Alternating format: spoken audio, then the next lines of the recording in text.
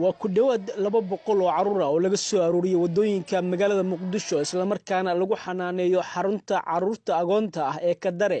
Hay'adda lagu magacaabo Nasda oo ka shaqeysa arrimaha bani'aadanimada ayaa gaarsiisay hal neef oo loo ah raashin kala duwan iyo waliba mid loogu talagalay caruurta yaryar ee nafaqa darrada hayso. Cabdiraxmaan Maxamed Xasan Maax, gudoomiyaha hay'adda Nasda lagu magacaabo, ayaa ka waramaya waxyaabaha uu ka kooban yahay deeqda raashinka ay maanta gaarsiiyeen xaruntan. annagoo ka duulayna baahiyaha rasmiga ah ee ka jira xarunta. maanta waxaan soo gaarsiinay neef lo ah iyo bariis kaloo asagana loogu talagalay caruurta yaryarka ee nafaqa darrada. agaasimo ku-xigeenka xarunta Kadare Farxiyo Xuseen Cali ahna gudoomiyaha waaxda Neero ee degmada Cabdicasiis ayaa hay'adda Nasda uga mahad celisay deeqda raashinka oo ay gaarsiiyeen maanta. waxaan halkaan uga mahad celinayaa hay'adda Nasda oo raashinkan soo gaarsiisay iyo neefkaas lo'da anigu ku hadlaayo magaca Dr. Kadare ee xarunta agoonta. gudoomiyaha ururka haweenka gobolka Banaadir Jawaahir Barqab ayaa sheegtay in caruurta xaruntan ku jirta laga soo arooriyay wadooyinka muddo 5 sano ahna ay halkan ku jireen.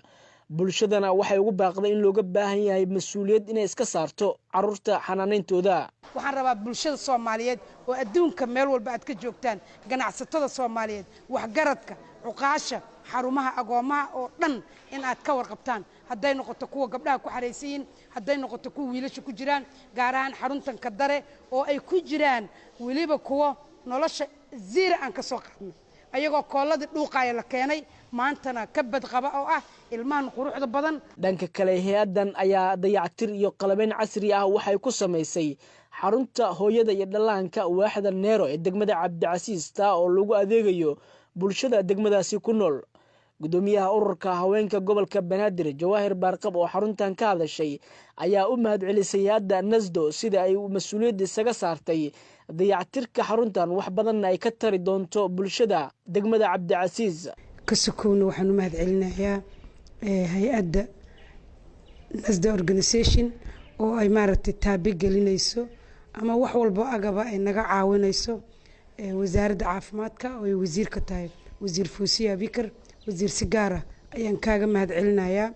ka codsanaynaa hooyada Soomaaliyeed ubadkeeda inay xanaanayso, ka warqabto, kana ilaaliso cudurrada dilaaga ah yimaadaan MCH-ka. shaqaalaha Nasda organization ee 2 sano mutadawacnimada ayagoon waxba dhaqaalaha qaadanaynin ku shaqeynayna Cabdullaahi Maxamuud Amiin, Cabdullaahi Qorshe.